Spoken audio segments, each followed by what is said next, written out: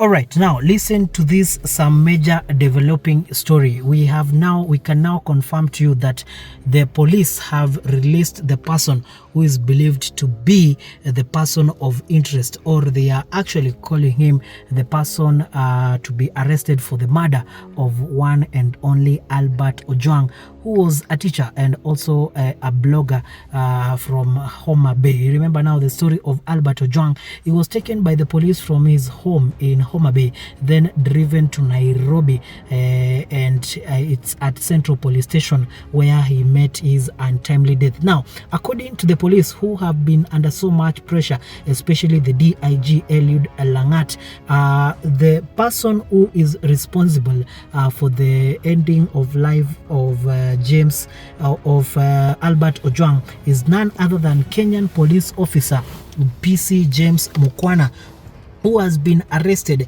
and will be charged with the murder of Albert Ojwang at Central Police Station. Yes, that is the news, guys, and I can read to you this letter which was posted by the Kenya Police, and it states that the letter is coming from Staple, Capitol Hill, being addressed to the Vigilante Nairobi, IPOA, and so many others, and the subject is the arrest of a police officer.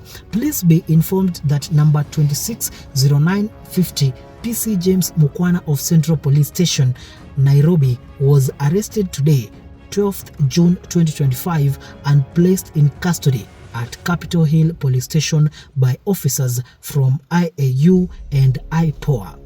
He is to be charged with the offense of murder contrary to Section 203 as read with Section 204 of the Penal Code following the death of one Albert Ojwang.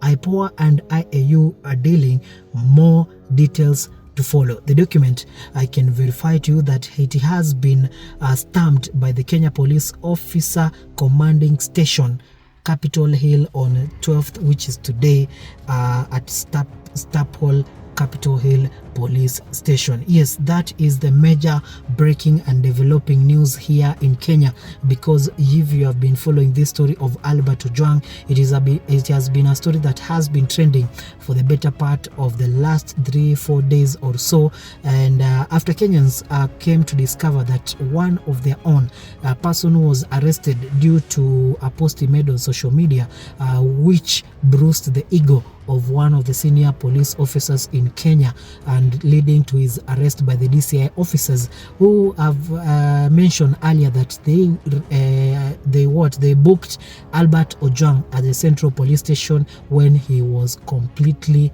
healthy, and from there is when the mystery happened. Now, if you have been following keenly on this story, you can remember an article which has gone viral today on social media.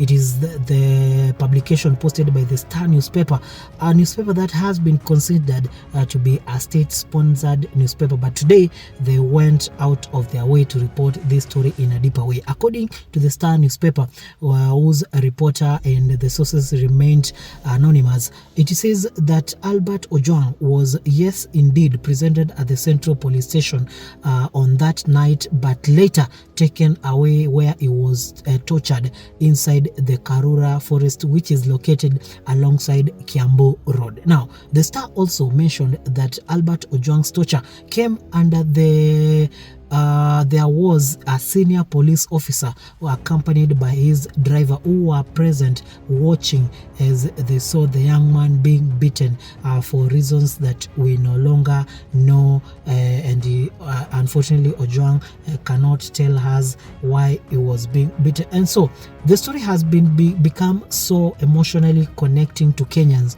They took to the streets today demanding for the resignation and also the arrest of Eliud Langat.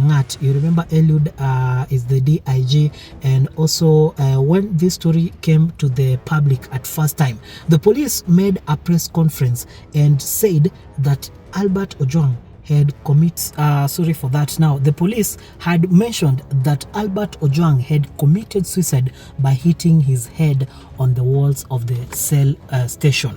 Now, The police could later come to find out that their story was very far much from the truth after government pathologist Mr. Bernard conducted the autopsy inside the city mortuary, and the autopsy revealed that indeed Mr. Albert Ojwang had suffered some force trauma and he had so many injuries which ruled out the possibility of a suicide. The police have already come out and apologized for that earlier story, and yesterday during the grueling of the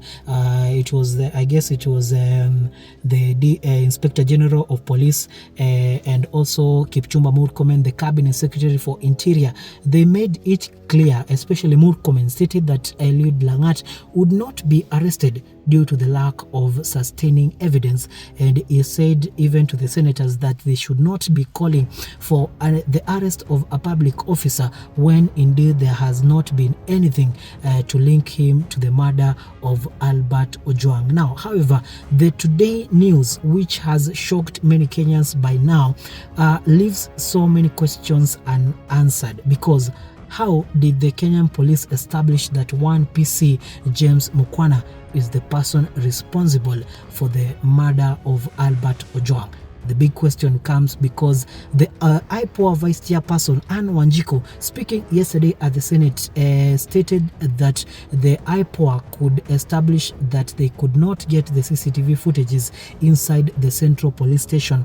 The reason being they were tampered with. Yes, so that is whatever is happening right about now. After this story went viral on X across all social media platforms. Action. Now, if I refer to my X account and under just this case of the arrest of James Mukwana, I have got a very interesting tweet from Carl Mauri, who mentioned her tweet under the post of one Larry Madowo, who was announcing the arrest of James. Now, this is what I would like you guys to take a deep thought about. Carl says, and I quote, "Until his arrest, if true, Mukwana was not a known figure in the case. The Directorate of Investigation, DIC, had previously identified OCS Talam as the main suspect.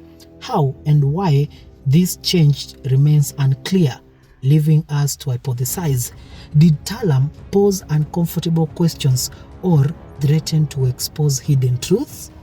The documented reason for Albert's arrest is defamation against the Deputy Inspector General, not Mukwana. If this is the basis, Mukwana may not have even known the deceased until his alleged booking at the station, assuming the booking occurred. His motive remains elusive unless he was hired, instructed, or deliberately set up. If he indeed played a role, where are his accomplices? It is unlikely he acted alone. Who tampered with the CCTV electricity and erased any potential incriminating footage if such deletions occurred? Why would a murder take place inside a police station rather than elsewhere?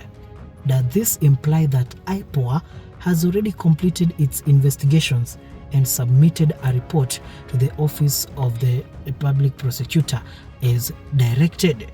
If not, why proceed with piecemeal arrests? Is this a calculated move to allow Mukwana's supposed accomplices to evade justice by fleeing, assuming he is truly involved? Finally, has the interdiction of those previously suspected been lifted now that a suspect is in custody? Okay, end of tweet. Below, Pambana says, if killed in a brutal manner at the police station, did other detainees hear the cries and commotion? If killed off-site, did Mukwana alone pick up Albert from the police station? Who released Albert to Mukwana? Did Mukwana drive off alone with the victim? Yes, those are some of the reactions on this story which is developing right now about the arrest of one PC police officer, PC James Mukwana. Yes, and a police constable who has been arrested this evening and is being linked to the murder of Albert Ojwang. So that is the big story that is happening right about now, and I will be following this up to make sure that you get the latest that is happening, and maybe we can get more answers on this story. Remember, today the Kenyan Gen Zs have been on the streets demonstrating for the arrest of the Deputy Inspector General Eliud Langat, which is yet to happen, and the signs for it to happen are looking very, very minimal. Yes, so that is the story. A Central Police officer, is he the fall guy? Is he the one guilty? We might never know, because the CCTV footage are not there. But right about now, it seems that we have to go with whatever the police or the DCI are giving us. But I would like to hear your opinion, guys. Down in the comment section below, please get interactive, comment what you think about this story, and I'll be sure to check them out. Thank you so much for watching this episode. We meet in the next one. Bye bye for now.